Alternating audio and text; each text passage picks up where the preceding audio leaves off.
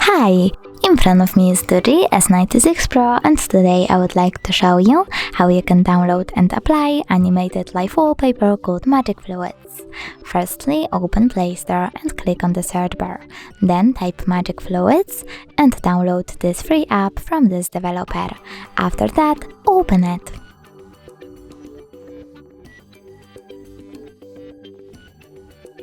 Now click Got it and tap on the three lines at the bottom right corner. Select Settings, click I accept and customize your wallpaper however you want to. After that, click at the top right corner and bottom one again, but this time choose Set as Live Wallpaper, click on Set Wallpaper and decide if you want to see it on home screen or home screen and lock screen by clicking on one of the options. So now when I go back, I can see that my wallpaper has changed. Thanks so much for watching. If you enjoyed this video, don't forget to leave a like, comment and subscribe. Bye!